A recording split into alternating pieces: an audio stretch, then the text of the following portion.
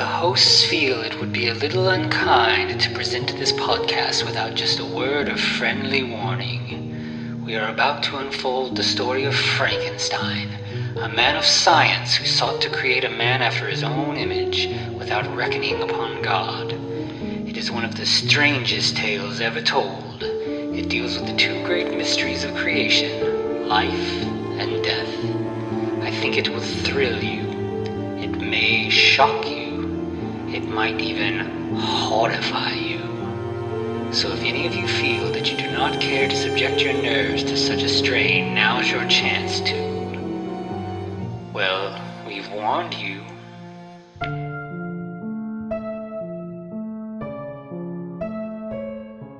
Hello and welcome once again to the Frankencast. I'm the mad scientist Anthony Bowman. My pronouns are he, him, and I'm joined again this week by... Tim Kirk. I am here.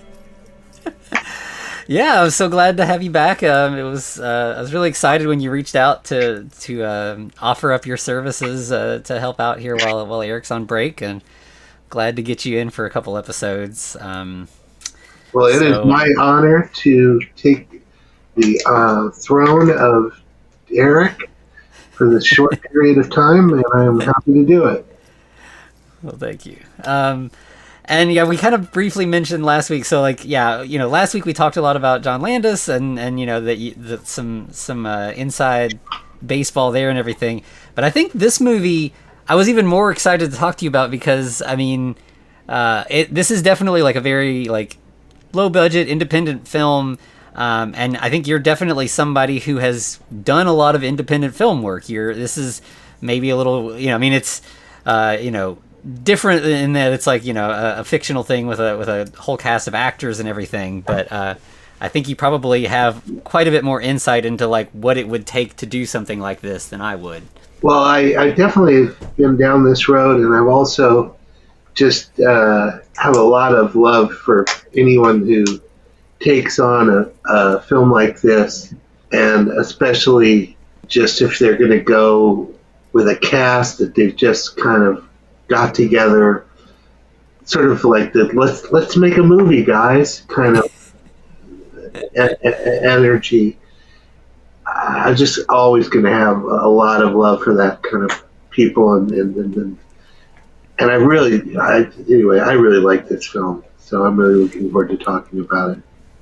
Yeah, I feel like I hammer this home a lot, but like, yeah, I am always excited to watch a really low budget movie made by people who are like in love with what they're doing. Every now and then you find those like low budget movies where it feels like maybe some people think this is a way to cash in and get a quick buck, and those can be kind of like disappointing. But that's not the case here. This is, as you said, this is like somebody came up with a story and was like, all right, call all of our friends. Who do you know who can do this? Do we know anybody who looks like this? Let's just get everybody together for a couple weekends, probably. Like, I'm sure these people all probably have other day jobs that they're like working around to get all this together. And they're not trying to, like, this is on YouTube. They're not trying to make money off this. This is just a thing they did because they love Universal monsters and they wanted to pay tribute to a thing they love by making some art themselves. And like, that is beautiful to me. It's always inspiring to watch people make art that they're excited about. Yeah, well put, Anthony.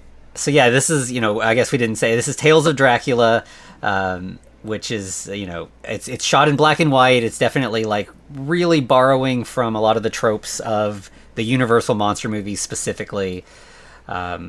We start out and it almost is like a sequel to Dracula specifically, rather than like, we're gonna get a little bit of Monster Rally stuff, but like we got Abraham Van Helsing doing like a little voiceover. We're seeing like a ship on the sea that is coming to Romania. It seems like it's basically like, we had the Dracula story where Dracula left Romania, he went to England, all that stuff happened, now he's coming back. So we have like Van Helsing talking about like, we have to stop Dracula. Like, we've tried, we thought we did it, but it didn't work out. But this time we got to do it. Like, he's never going to stop until we finally really end Dracula.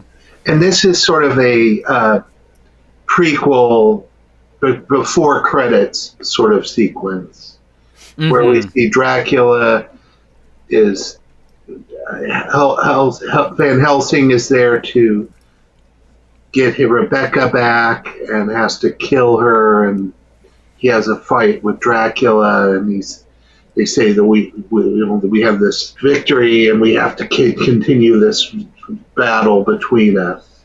And then the title comes up, Tales of Dracula. Yeah.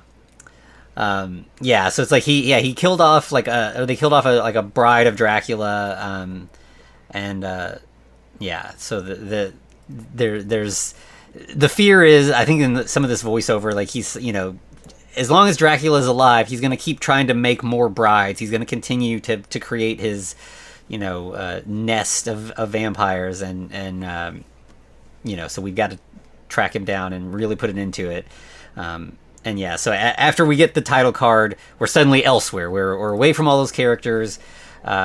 We have this young woman named Alana, who her father's name is Daniel. It's a little while before they mention his name, but like it seems like they maybe are they have like a grocery or something. Like she's supposed to she's delivering food to people around the village, and she's got like a little basket. They make a joke that she looks like Red Riding Hood because she's got a cloak for traveling. And this is just a sweet father-daughter moment where he's like, be careful, it's dangerous at night, and I'll meet you at the inn, and we'll go home together where it's safe and everything. And she's like, I know, Dad. And it all felt very sweet and domestic and everything. As soon as she leaves, Daniel is approached by another man coming through the woods who says he's from Visaria, which is, one of the towns that comes up in some of the Universal films. Oh, what's that? I want to say it's Son of Frankenstein or Ghost of Frankenstein takes place in Visaria. Wow. But he's specifically looking for the Chateau Frankenstein, where he's heard that Peter Frankenstein, who we'll eventually find is like the son of Henry, our original Frankenstein. He wants to meet with Peter. Peter Frankenstein, right? Yeah, from Son of Frankenstein. Yeah.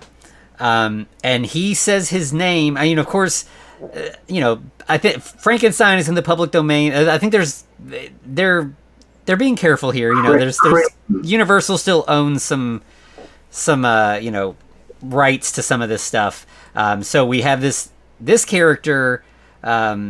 He mentions that his name is Creighton Reed, which Lon Chaney Jr.'s actual birth name is Creighton Chaney. Right, there you go. So we're getting a little nod. Like, this is obviously our Larry Talbot, but I think that name may be copywritten in a way that Frankenstein and Dracula are not, since Mary Shelley and Bram Stoker are not holding the rights to those names anymore. These guys are playing hardcore. Yeah, there's a lot of little references. I think like one of the brides that they mentioned earlier.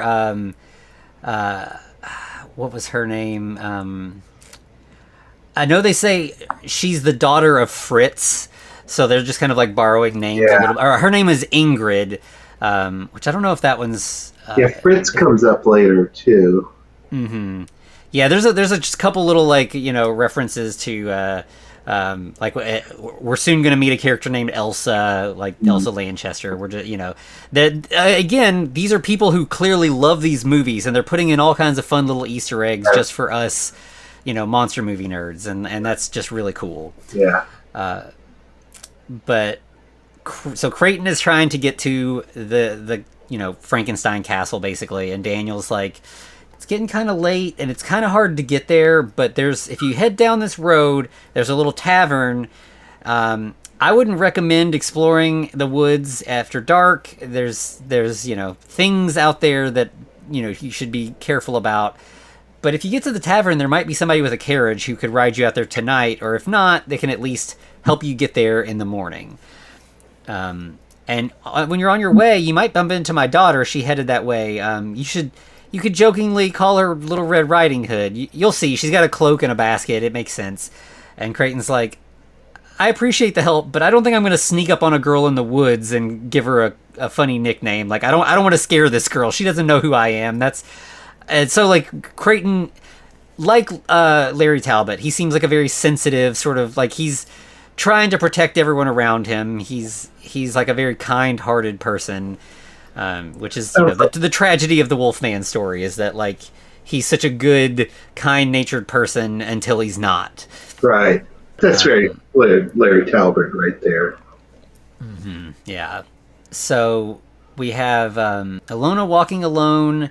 She sees a guy like laying by a tree and thinks that he's like sleeping, and she calls him Victor. Again, just kind of this isn't like Victor Frankenstein, obviously, which is not part of the Universal cycle. But she goes to wake him up and finds that he's dead. So she's kind of panicked. She's like running through the woods trying to tell people what happened. Meanwhile, Creighton is also walking in the woods, and he gets to a crossroads, and he's like, I thought Daniel said it was like a straight shot to the tavern. Which way am I supposed to go now? So he sits down to rest and like eats a little snack, and he also he has like a little tiny portfolio kind of thing. It's full of a bunch of like folded up letters, and also a calendar where there's like X's on a bunch of the dates, and then there's a circle, and he's like, oh no, the full moon is in like, I think 2 nights. Right. So, I mean, if you didn't know that he was the Wolfman already, it's pretty, this pretty much sets it in stone. Yeah. Daniel later arrives at the pub, and he's like, where's Ilana? And, the pub owner, I think his name is Anton. Anton. Anton. And that's the screenwriter right there. Oh, okay. Interesting. The barkeeper and innkeeper is Anton, yeah. Huh. Okay. Yeah. And so Anton runs the place with his daughter Elsa, and they're like, we haven't seen Ilana tonight. When was she supposed to get here? And Daniel's like, I've got to go back out. I've got to find her. And they're like, you can't. It's dark. We all know you can't go out after dark in our village. But and so I mean, this is I'm sure like a parent's worst nightmare of being like, my child is in danger, but like in that classic like airplane, cover your mask before your child's or whatever. He has to protect himself in order to try to make sure that she's going to be okay. So he has to just stay in the inn, knowing she's out there and could be in danger. Right. But I think they're sort of setting up the idea that there's something else out there in the woods, right? Mm-hmm. And doesn't Elsa later say something like it's kind of expecting that there's something out there. And do we know what that is that we're supposed to be worrying about?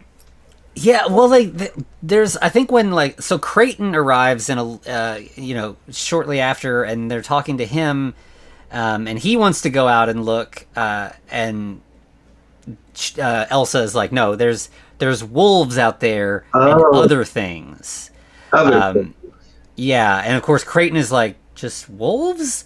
With him thinking like, I just came here, I haven't done anything yet, but are there, when she says wolves, does she mean regular wolves or things like me? I think maybe they're afraid of Dracula. I think that might be the other things that she's talking about. I think you're right. But so they decide they're going to set him up, Creighton up with a room for the night. They'll get him some food, all that. Meanwhile, we cut to Castle Frankenstein, where we don't meet Peter. Actually, Peter never appears in this. We have Peter's daughter, who is, Henry's granddaughter. And she's like walking around the castle calling out, like, hey, where are you? We need you. And then we see the Frankenstein monster, who at this point, he's wearing the furry, like, wild man vest from, like, Son and Ghost of Frankenstein. Also, but he's also... Well, also, I think he's more the monster of hell. from the Hammers. Oh, yeah. That It's one? very, Yeah, the yeah. gorilla thing.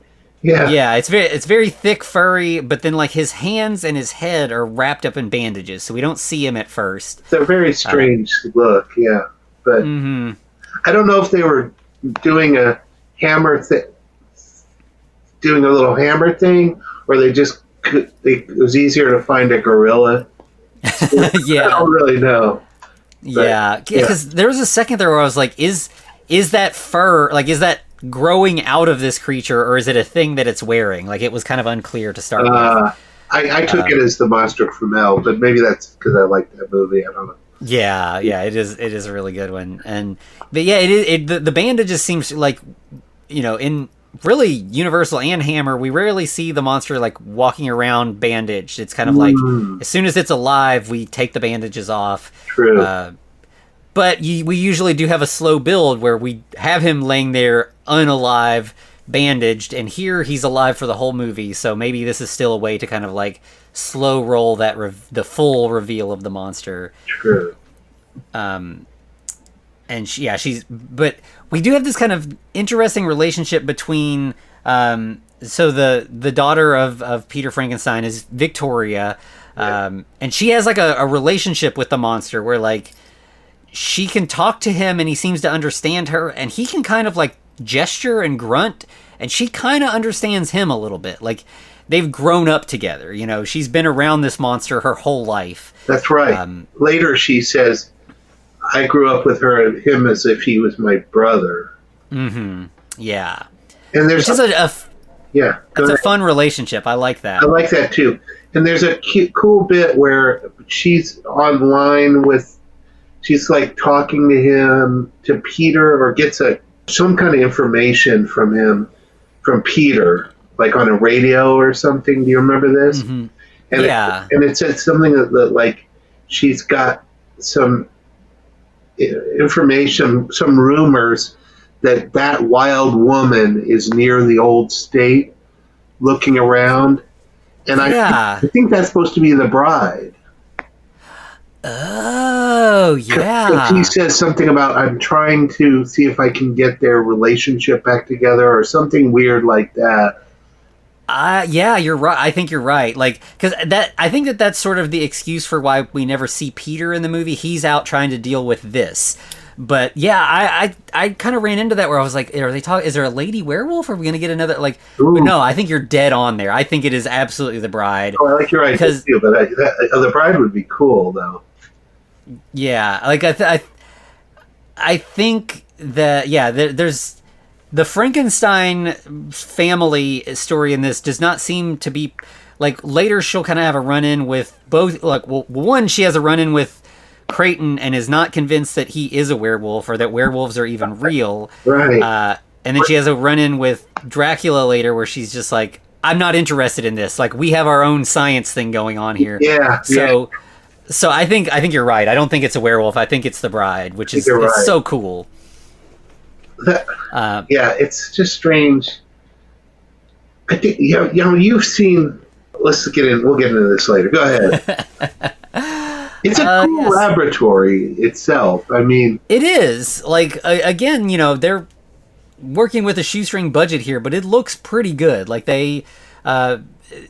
I think, otherwise, like, most of the footage, like, we have, like, the pub that's probably pretty easy to kind of, like, throw together a basic pub. Yeah. We only see Dracula's castle as, like, from outside, and it may be, like, a matte painting or a miniature, right. It's, but I think a lot of the, like, set budget went to the Frankenstein lab. It looks good. And I like what they did, too, is that they didn't try and pretend what they had, and they did with what they had. Like, they had a lot of light bulbs, right? Now, you could laugh at that, but you could use it. So they had the light bulbs were actually spreading the power, right? So remember they had like little power things coming off of the light bulbs to his head and stuff, which I've never seen before. And it was kind of cool. I was like, wow, that's really cool. Instead of like them trying to do something else with pretending it wasn't a light bulb or something, they actually just used it. And they did that with a lot of yeah, other stuff. You know what I'm saying? So go ahead. yeah. I think you're absolutely right. There's definitely like, there's been some like a little bit more like cash in type things where I've seen where like, they go to Spencer's Gifts and they buy 2 or 3 of those little electrical globe things that like do, and they're like, that's enough, that works. Yeah. But yeah, here they get creative with very little, and they sell it, and that's pretty cool. Yeah, I liked it. And it was like, and I liked also just this monster from the hell that was also just patched together. But it also kind of felt like a patched together monster. So anyway, I just liked the whole setup there. Yeah. And I liked her. She was so kind of like, oh gosh, she was so tired, and I don't want to be doing this. And it was really cool. Yeah, she's a really fun sort of like take charge character. Like after this bit, we go back to the pub where like Elsa is telling Creighton, about, that she's like, it's interesting that you want to get to Castle Frankenstein because Peter's daughter has been away for a little bit, and she just showed up in town and like needed a ride to the castle. So you'll probably run into her. If you do, just be aware, she's kind of strange. She dresses in men's clothes. If you call her a girl doctor, she will be very mad. Like there's a little bit of like a feminist message here where she's just like, she knows what she's doing. She's not trying, like she dresses kind of in like, androgynous clothes. She's got like a short haircut. She's just like no nonsense. She just wants to do her work, and that's it. I missed that. That's really good. Yeah. We end up going back to we see Dracula for the or I don't think we actually saw him at the beginning. We just saw like the brides, right? Or did we see him for a second? We saw him, but it's been so long. But and that was in the castle from the beginning. It was in the but we haven't seen him here yet. Yeah, so he like we get him now like waking up, in his coffin. He like sits up. And we get kind of a back and forth where we see Alana, we know she saw that body and she's still running scared through the woods. And meanwhile, Dracula flies out of the window of his castle. Like he turns into like the demon bat form that we see sometimes, like the like human body with bat wings kind of thing. And this is again, so this is CGI, of course, and it's low budget. It's not, it's not Hollywood level CGI, but it looks fine. It's good enough, and sure. they don't lean on CGI too hard. So when they need it, it's okay. Like it doesn't. I feel like I dog on Wild Eye movies a lot, but a lot of their movies, they lean really hard into CGI, and they know it's bad, and they don't care. Yeah. And that sort of becomes like a crutch where they're just like, oh, it's funny. Like, look how bad this is. Yeah. But here they're just like, this is the only way to show what we want to show here. We're just going to do it quick and move on. And it doesn't look bad, but it's just like, it's necessary to tell the story. And I appreciated that. Similar with towards the end with the explosion. It's just quick, get it done, and I liked it. It came out, it flew, and it was gone. That was it. It wasn't a big thing. I liked it. I agree. Yeah. And it looked good for what it wasn't. No, I liked it. I'm with you. Yeah. So I think then we have, he swoops down to Alana, and like when he hits the ground, of course he like turns back into his Dracula form. Like I think probably wisely they did not try to make him look like Bela Lugosi. They just went with a different actor. Like he has like really long hair. He's kind of got like he's younger than Bela Lugosi looked in the original. He's just kind of doing his own thing, which is probably a little bit more accurate to what Vlad Tepes looked like. He's got long wavy hair and kind of swarthy skin and everything. And of course, he just kind of like swoops in at Alana, wraps his cape around her, and we cut away. Like we know he's got her. Yeah, he certainly looked different from everyone else in the cast. Yeah, which I think is kind of good. Like he really is striking. He's sort of invading the movie in a way that like feels like Dracula kind of taking over. Like they picked a very charismatic actor to just kind of like, when he's on screen, you can't look away from him. He's definitely different. It's daytime. Daniel ends up finding Alana in the woods and like brings her back into the pub, and like she seems, I don't think she's not dead, but she is not well. Like something must have attacked her, and right away Creighton's like, but no, it couldn't. It wasn't a full moon last night. It's not me. Well, like what happened? He's not saying that out loud, obviously, but like you see that from him, that where he's like looking at his calendar and like, okay, it wasn't me, but something bad's going on here. We go away from them I think they're like, well, we gotta do something to try to save her, and we cut to Victoria, who's obviously the doctor in the area, and she's doing some work on the monster. She has like the bandages are off now, and again, and this is all practical. They did a pretty good job of like recreating the Universal Frankenstein. It's all done with like putty and whatever, but it looks pretty good. Like it's they definitely didn't have the budget Universal did, but they managed a pretty believable monster here. That it's a little heavier on the makeup just to kind of really get it monstrous. I liked it. And and actually again I was kind of looking back through the hammers to look at kind of different hammers. And if Jewel of Frankenstein had it kind of look like that. It was that kind of putty fake one. Because once I got that monster of hell in my head, I was, are they doing a whole hammer thing here? So I went, but I liked it. It had it was grotesque, but it was also, there was kind of a likable quality to it as well. So, but we finally got to see the face, so that was nice. Yeah, when it comes to really low budget Frankenstein makeup, like I always go to the Al Adamson Dracula versus Frankenstein, and right away I was like, this looks much better than that did. That one's the way, like it looks like a potato, like it's just all foam, and it looks there's no movement at all. But like this, which Al Adamson was definitely working on like a similar kind of shoestring budget, but like. I think he probably had more resources at hand. He had, his father who was a movie star, and like his production company and all that. Whereas these people, I think, are really in their backyards, and like, I think they do better with less. Yeah. I doubt that this one probably was harder to, when that fight came down, it was probably harder to keep him moving around, because that thing, I don't know, it didn't looked like that'd probably fall apart a little bit, but anyway, it was cool for the close-ups.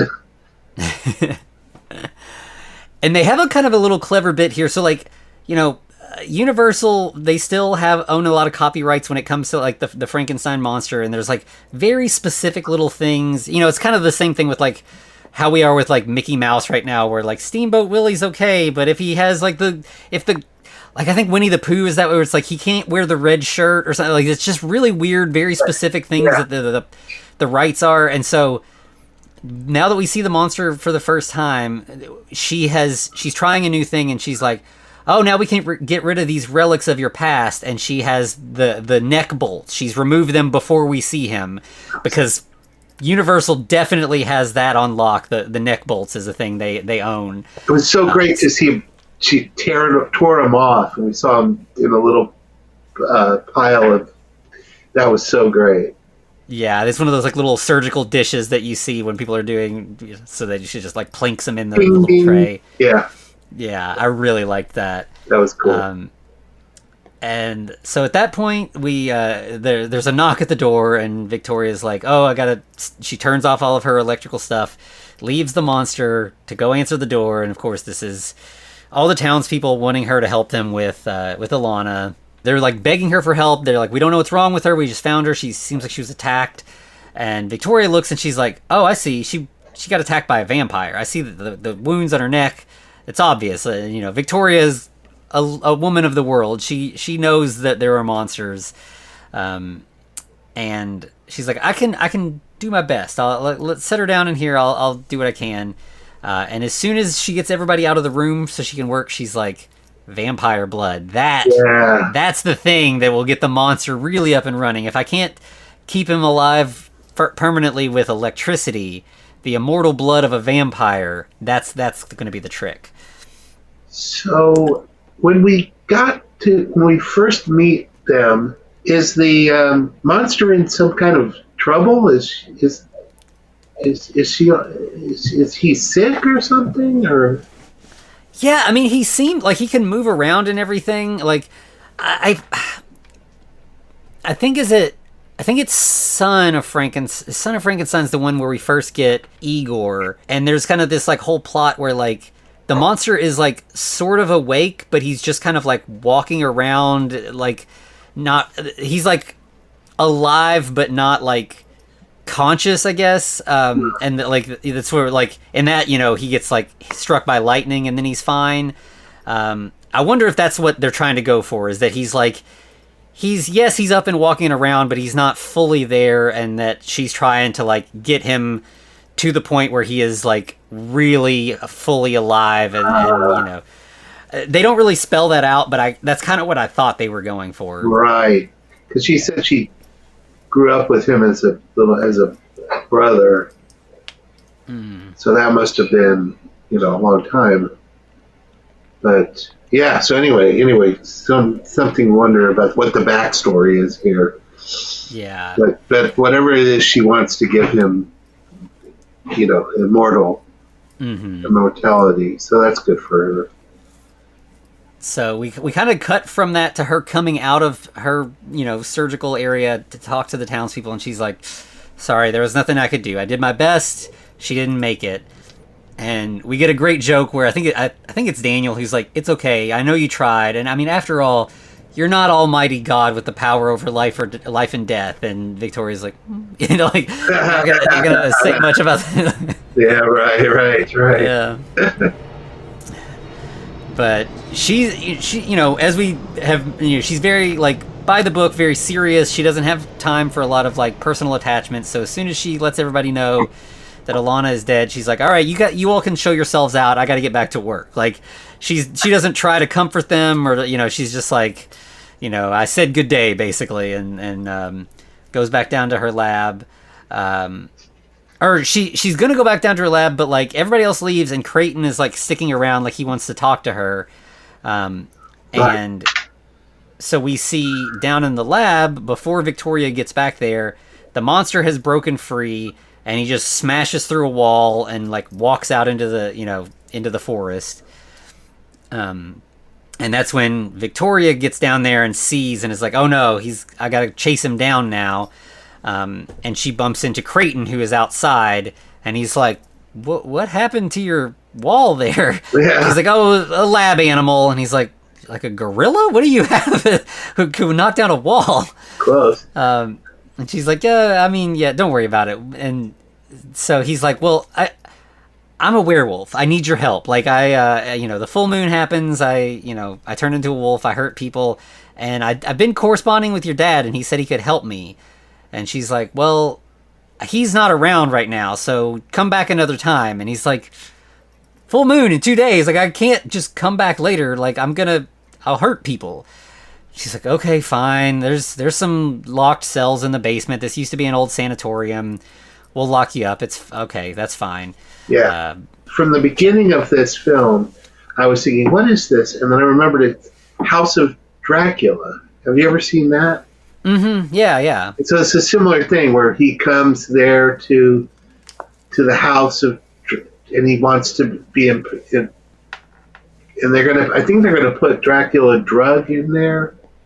Yeah. That House of Dracula. Yeah, that's the plan they're gonna like do this blood transfusion thing, and that's what's gonna like save Larry Talbot. Yeah, and I want to say House of Frankenstein is similar, but they're gonna try to like drain the electricity, the life-giving electricity from both Larry Talbot and the monster, and put a stop to that. And it's a very similar sort of, you know, it's the monster rally. It's the late period Universal movies where we're getting all the monsters and coming up with excuses why they would all be around each other. Elsa goes to like clean up Creighton's room. She knows he's staying at the castle to talk to Victoria. She's just gonna like, make the bed or whatever, and she sees his little, portfolio thing and flips through it and sees the calendar and is like, I wonder what that's about. Then it's just like a little later and we're having the funeral for Alana in the pub. Or like, it's more like the wake, I guess. We do have like a graveside funeral coming up, but this is just like, they've got her body in the pub and people are coming through and paying their respects and everything. Creighton arrives and is like, I'm going to be going back up to the castle in a little bit here. I'm going to stay with Victoria. She says she's going to help me. She's got a room for me at the castle. And Elsa definitely like has feelings for Creighton. They've like connected, but she's like super happy. She's like, that's great. I'm so glad she's going to be able to help you. I hope everything works out. And he's like, I should pay my respects to the girl, right? And Elsa's like, sure, Daniel's over there, you can say hi to him or whatever. So he does. He talks to Daniel for a minute. Sorry about your loss. And he goes to like stand over Alana, and suddenly like gets really dizzy and just faints. The camera kind of zooms in, like we have her laying in the coffin, and the camera kind of like points out that there's a bunch of flowers around her. And so right away I was like, this has got to be Wolfsbane, right? And he also gets blood. He has blood out of his nose as well. Yeah. Oh, Wolfsbane. Jeez, I missed that completely. Which makes sense because they've been talking about how like the vampires can turn into wolves and bats and mist and everything. So I'm sure this is a thing they're doing to protect her from Dracula coming back for her. So once Creighton faints, of course they lead him back to his room there at the inn, and they're like, just rest tonight. You can go back to the Castle Frankenstein tomorrow. And he's like, no, I cannot be here tonight. It would be bad. Tonight's the full moon. And they're like, what does that mean, anything? And then he like just in his like panic or whatever, he faints again. So he's still there. Full moon's coming. So we've got a lot of stuff set in motion now. Cut away to a man on a train, and this is the first time we see Van Helsing. Yeah. We had the voiceover with him, but he's getting out his journal, writing to. I think at the beginning he mentioned that like, if he doesn't succeed against Dracula, he's going to have to pass this mission on to his daughter, Jessica. Right. So he's writing He's basically like keeping notes of everything he's doing so that if that day comes, Jessica knows everything that's happened. Right. And we just get a lot of like, he says like they're going to the village of Lugosa, Bela Lugosi. Like there's a lot of little kind of nods to stuff. Yeah. But he's got to get to this village because he's heard rumors that Dracula has returned to his homeland and that he's taken on a new bride, and that we're basically starting from square one. We're going to have to do this all over again. Right. So we need to get on it as quickly as we can before Dracula gets too powerful. That's my least favorite scene, but my favorite scene is coming right up next. Which is do you know what I'm talking about? The argument between Elsa and Anton? Oh, no, go ahead. I'm sorry. If there's one after that, it's the priest and the town people. Oh, yeah. So there's like a really short scene where like please. Anton is like, the keg is empty, and he's like, people have just been drinking so much because everyone's so upset. I'm going to go down to the cellar and get another keg. And Elsa's like, don't even worry about it. And he's like, worry about what? And she's like, I know you're going down there to get your bottle of whiskey, but I found it and I hid it, and you're not going to drink any more of it. And he's like, who's the parent and who's the child here? And she's like, I think we both know the answer to that. So I really like them kind of snarking at each other. But then, the screenwriter wrote that, so that's true. Yeah, he really gets to kind of chew the scenery here. That seems like a scene that he's really having fun with. But then, as you said, we have this group of sort of like vampire hunters. We have a priest whose name is Father Boris. Yeah. Well, I take it as the town people. I take this as the scene where the town people get together with the town council or whatever. And in this case, it's the priest. So it's two priests, and what they could get together is like three town people, and they're sitting in this really dark room for some reason. And this is where I love it. It's sort of they're taking a trope, and then they're going with wherever they're going with it. And I think they go to a kind of a crazy place, and I think it gets to a crazy kind of funny place. But I don't know what they're doing. But it's really fun. So it's these townspeople. So the townspeople are sitting there, and they're very worried, and they're talking. And then this priest comes in who never talks. And this other priest comes in, and he's kind of groovy. And he's come there to sort of into this dark room, and he's just kind of a bummer. And so, and it's back and forth of these guys.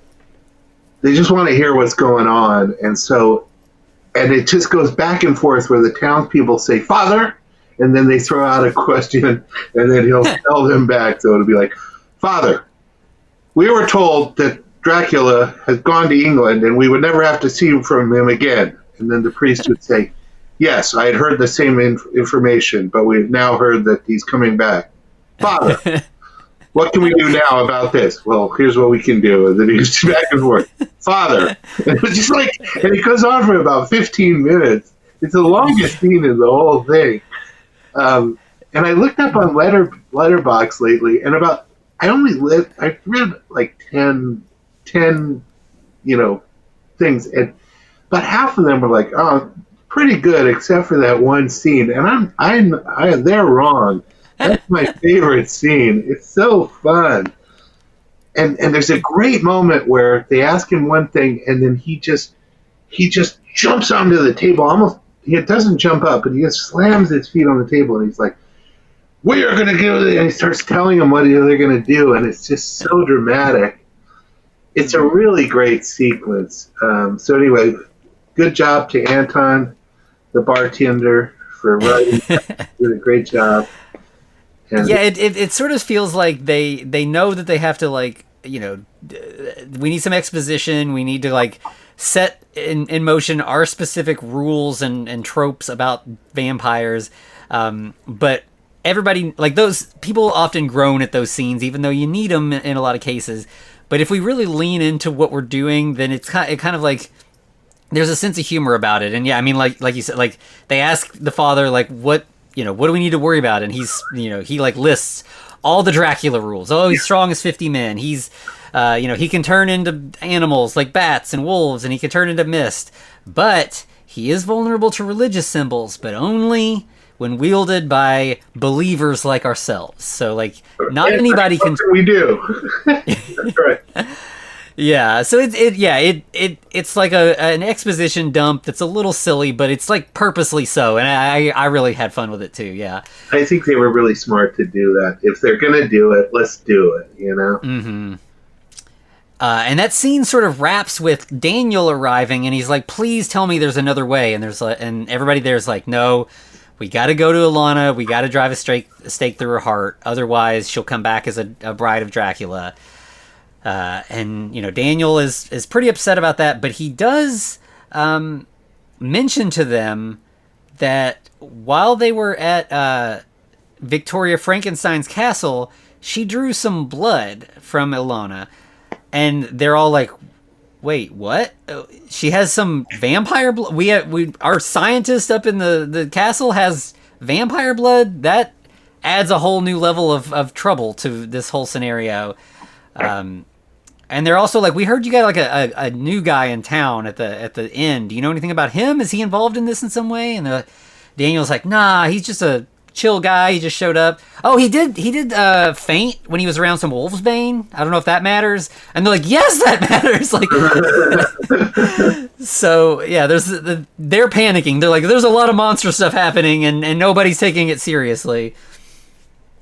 So that I think then we end up like we're back at the pub, and Anton is telling Elsa, he's like, "I saw a big hairy man out in the woods," and she's like, he's like a werewolf, and he's like, "I don't know, I mean, it seemed like just like a big guy, but like he was wearing like a fur coat," and I think of course, he's still in his room, and so I think he saw the Frankenstein monster in his big coat. But I think they're playing with like, oh, they're both these big furry guys. But we cut from that to Creighton, and we get a classic Universal wolf transformation. Old school. And it looks great. Like, it is just like the Lon Chaney one, where they've like, you take a couple seconds of footage, you add a little bit of makeup, do a couple more seconds, and slow dissolve through them. And yeah, I mean, it looks really good. Really good. Like, I would say, I don't know, they definitely put some money into this, and it paid off. Like, this is what really makes this movie like look like, they got their money's worth out of it. Definitely. We see him change, and then we're like back down in the pub. We hear a bunch of smashing from upstairs, and so Anton and Elsa are like, "That sounded like from Creighton's room. What's going on?" So they run up there, and they find the windows are smashed, and Creighton is gone. But they find a little like clump of fur stuck to the like broken window glass, and right away Elsa's like, "Oh, he said he was a werewolf. Like, this is it. Like, he must really be out there." He must have really changed and run away. But they both agree, like, let's not tell anybody else about this. We don't need to freak out all the guests. Like, we'll just say he had a little health scare, a little episode. We'll just leave it at that.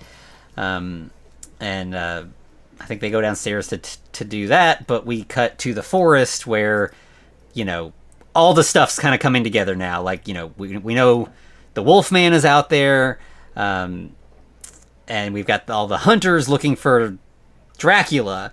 But, they end up finding more than they bargained for, because they run into the Wolfman, who does kill a dog, but they do that pretty tastefully. Like, we like see a hunter with a dog, and then we cut away and we hear like a yelp. But then we do see the Wolfman attack the guy, and that, which I appreciated. Dogs die in horror movies a lot, but we hate to see it. But seeing him attack a guy doesn't hurt as much. So it's like, okay, great. Like, we have the wolf kill one of the hunters. Agreed. Back in the pub, everybody has cleared out except for Daniel and Elsa and Anton, and they're all drunk. Like, I think they're all stressed out about the things that they've seen and experienced. Daniel's sitting at a table by himself, and he's calling for another drink. Meanwhile, Elsa is like chugging the last of that whiskey bottle. She apparently gave in and went down and got it, but she's, drinking from it herself at this point. And I agree. I think this is the last we see of them. Yeah, I think maybe so. And they're like kind of talking about everything, and like they give Daniel another drink, and they're like, "This has got to be it, though, bud. You're really in your cups at this point." But then Daniel, like, hears Alana's voice, and he kind of, like, looks out the window, and is that Alana out in the forest? So he, like, gets up and runs out. And now we have him out in the woods. We know there's a Wolfman out there. We know there's a bunch of, the vampire hunters, quote-unquote. But this, it's like you said, these are villagers. It's kind of a posse that's been thrown together. They're not pros. They're not Abraham Van Helsing. Yeah. And so, we're just in a situation where there's a lot of room for people to get hurt. And then we go to Castle Frankenstein, where the monster comes in carrying a corpse, and he just kind of like sets it down, and Victoria's like, you killed somebody? And he's kind of grunts and groans and motions, and she's like, oh, okay, no, a werewolf did? You're saying a werewolf killed this person? And she's like, oh, I guess that guy was serious. I guess he really is a werewolf. Well, I don't know what to do about that. I guess he'll come back tomorrow. We'll deal with that. But in the meantime, I got all this vampire blood I've been meaning to give you, but you ran off. Why don't we inject you with this vampire blood, and we'll see what happens. So she does that. Meanwhile, Daniel has been like led by Alana's voice to like a crypt, where he comes upon a coffin that bursts open, and Alana erupts out. And, she was already in kind of wispy clothing in his, like, dream. And that's sure, she looks like a Dracula bride. She's got the fangs and the, kind of gauzy, sheer dress.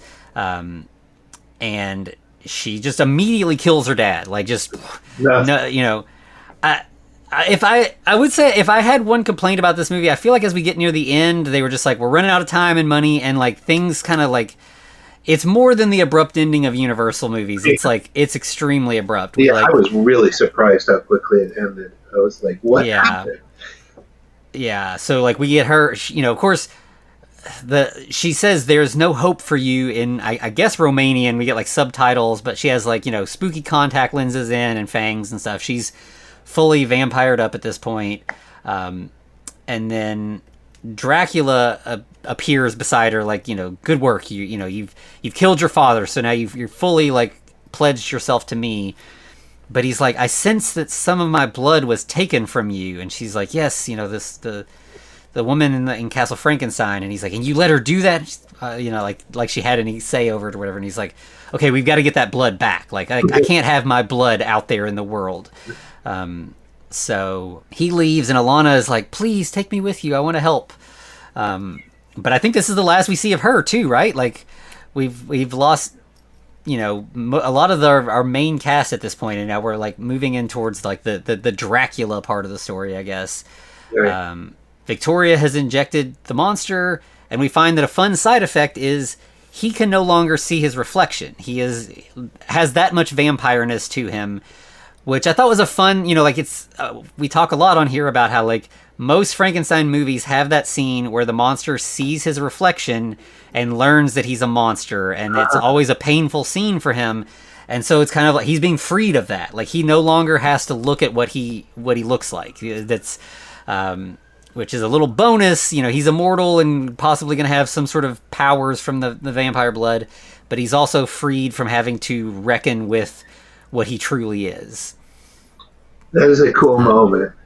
And she takes it sort of like, well, that's something nice, a little extra for you there. Yeah. Yeah. She's like, I just hope you don't start thirsting for blood, because that's going to be a whole big problem. And he said, I probably should have thought this through a little better. Yeah. She's an interesting character. Yeah. So then we have just like a little later, Victoria is alone in her study. She's like writing notes about how things are going. And we again see the bat demon form of Dracula flying for a second, and then like fog starts rolling through the keyhole in her room. And she just keeps taking notes. She doesn't notice, and then suddenly Dracula is just sitting in a chair next to her, and she's like, "Whoa, where did you come from?" And he's like, basically like, my reputation precedes me. I'm sure you know who I am. And she's like, okay, you're Dracula, the Dracula. Wow, I knew there was some vampire stuff happening, but I just figured it was just, your traditional, just like ditch vampires, basically. I didn't realize like the guy was in town.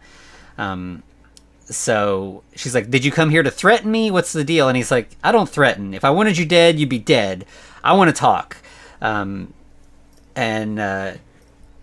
She's like, well, let me show you what I've been doing then, I guess. Is that why you're here? You want to know what I do? So she shows him the monster. And he's like, I see that we both procreate in unique ways. We have that in common. She's like, yeah, this is not like my creation. This is my brother. This is my family. This is where she says, like, we grew up together. And he's like, and you put my blood into that thing. And she's like, I just said that's my family. Watch the way you're talking about him. Get out of here. Like, I don't want any alliance with you. I don't trust you. You don't understand what I'm doing here. He's like, no, you are going to work with me, or I'm going to destroy your creation. And she says, over my dead body you will. And he says, if you insist, and breaks her neck. So again, like, we're just losing people left and right, like very, very abruptly. Yeah. So far, this is the most passive monster we've seen. When he got the injection, no worries. Just remember when earlier, no problem. So I guess it's a brother-sister relationship there. And then when this whole business was coming there with it, Dracula is like looming over him. He's just kind of like unhappy. But I guess he's chained there, so I guess that's the problem. But it is a fairly passive monster. Not the director, by the way, playing the monster. Oh, really? Yeah. Okay. But we're resuming now quickly towards the best moment in the book. Think what we've been waiting for, obviously. Yeah. Monster So versus Dracula. Go ahead.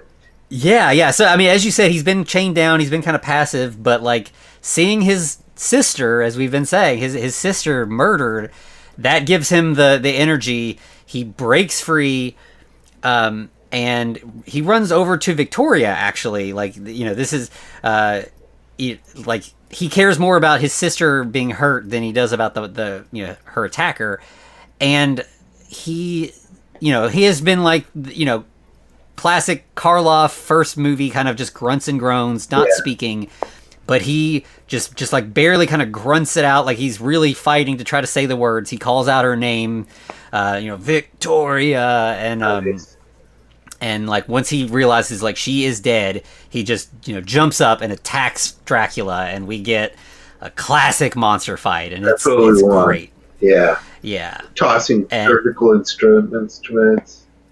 Yeah, they're throwing stuff around the lab. We're getting, you know, electrical sparks are shooting everywhere. Some stuff catches on fire.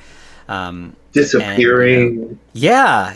Again, they're really careful about how much they're using CGI. Like, you know, the bat monster thing is just like a CGI creature, and that's hard to do on a low budget. But like him disappearing and turning into mist and stuff, that just looks great. Like there's no qualms at all with it. They did a great job with it.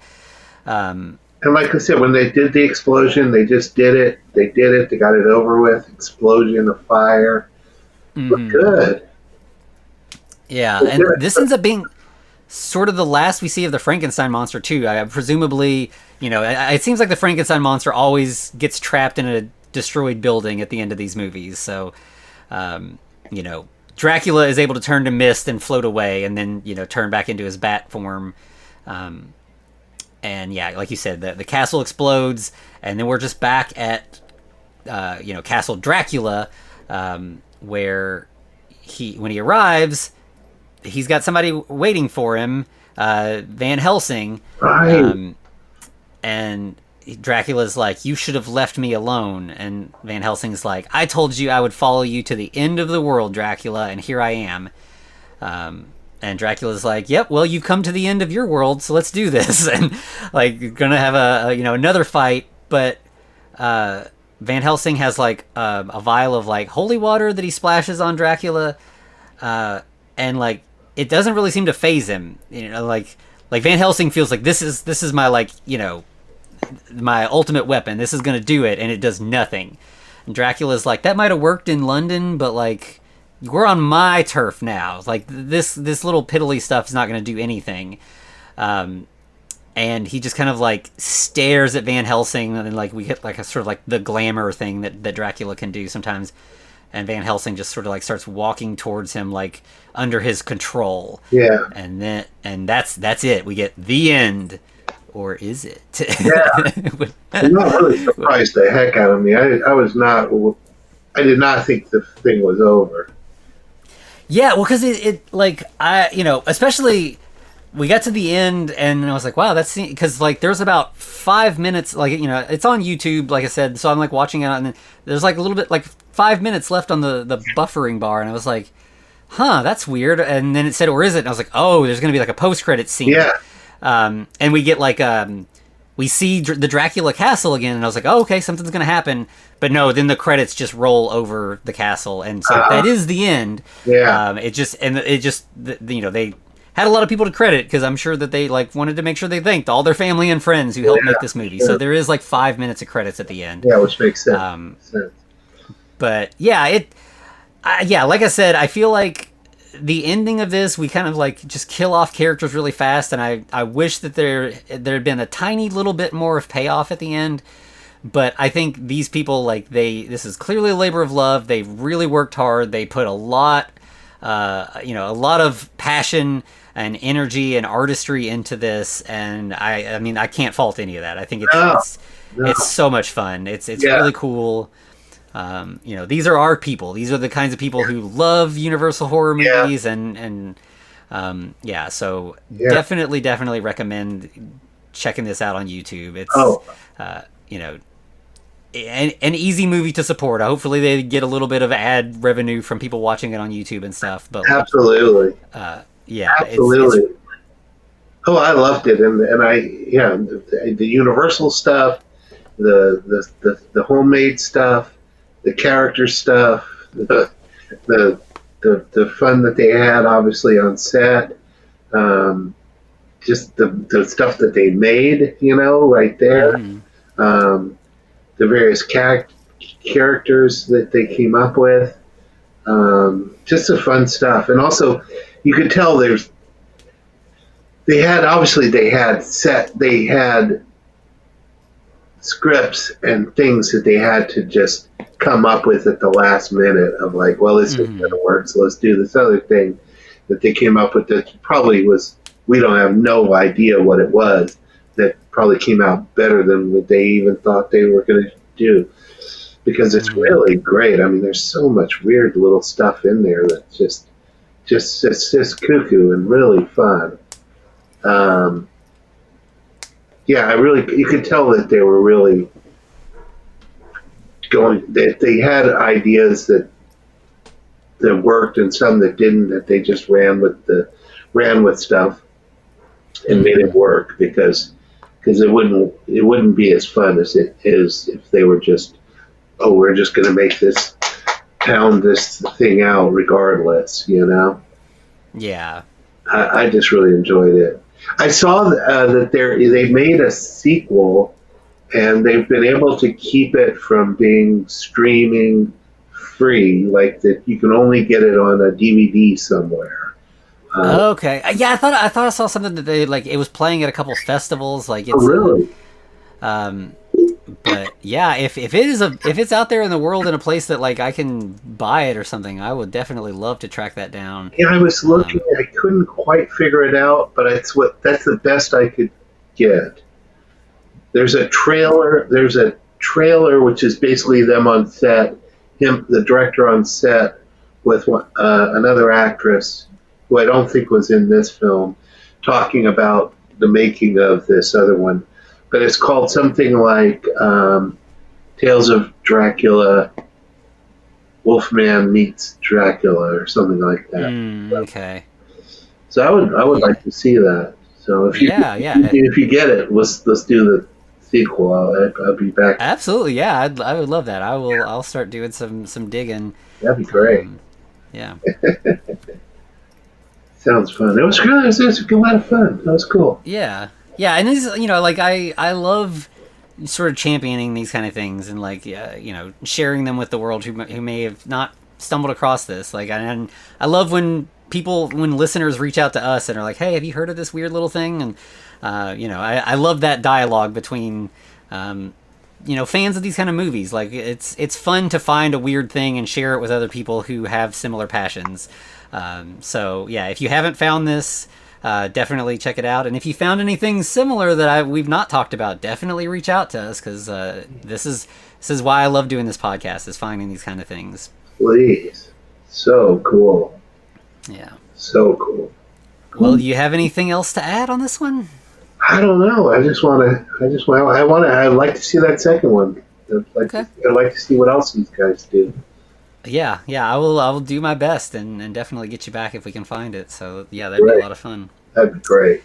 And I know you're in book promotion mode. Do you have any like this independent film? Do you have anything film wise that you're in the process of, or? No, we've been working on. I did director's commentary, Tarot Frankenstein, and then I did Sex Madness Revealed. And I feel like I've got to do a trilogy. You always got to do three of these. So I've been thinking about on another commentary version of this, and so I've been working on that, and I haven't really worked out entirely what I'm going to do on that, but it's just started to get in my head. So it's something that will be made sooner or later. So that will be happening. So that, and then I've got another. I love those first two. So. Well, thanks. Yeah, I think it'll be fun. It'll definitely be something fun. So. And then you said you have something else. Well, I have a Oh, you did that yet? Oh yeah. I know we were talking about that. Is that's coming soon? I don't know. I've got that worked out, but I just have to really put my mind to it, and I haven't really done that because I've been working so hard on this book that I've just got out, and now I have another one that I've been working on, which I'll be finishing pretty soon, and then I'll be able to just kind of put that out to the world, you know. Wow, yeah, you stay busy. It's really inspiring, all the stuff that you're constantly up to. Oh, well, thank you. Well, you obviously you work very hard too, and I appreciate you bringing me into this world. It's a lot of fun. Yeah, it's been great having you. So I really appreciate you showing up all these times, and especially like filling in right now. It was really great to get to talk to you about a couple movies. Like, yeah, I think we've done a couple of these in the past, but they've always been sort of with like a purpose, and it was just it's fun to just kind of like chat about a movie. Oh yeah, for sure. This has been the best. I love this. These have been two really good films, so it's been a yeah. I was glad. Yeah, I sent you a list, and like I hadn't seen either of these two, and I was really excited that you picked two things I hadn't seen that we could dig in together, and they were both really fun. So yeah, they're great. Worked out for both of us. Yeah. Well, I can't wait to hear what people think of this movie because it's a good one. Yeah, me too. Like I said, this is one, yeah, especially since it's not widely known. Definitely check it out. Let us know what you think. Let the folks who made it know what they think or what you think. Like, I'm sure you can comment on their YouTube and everything. I'm sure that would mean a lot to them. Yeah, I would like when you're making independent art that not a lot of people are seeing. Every tiny little bit of positive affirmation means a lot. So yeah, definitely let them know that you enjoyed what they're doing. Well, if so, and please, I hope that they do hear this and let them know that for what it means. We really dug this film. It's a good one. Yeah, absolutely. Well, as always, you can find us, at all the socials at the Frankencast. You can email us at thefrankencast@gmail.com. And of course, you can find us over at patreon.com/thefrankencast, where there's all kinds of back episodes with us discussing all kinds of things, other, shorts and, little odd movies and TV shows and comic books and all kinds of stuff. So we'd love to have you over there. And until then, to be continued.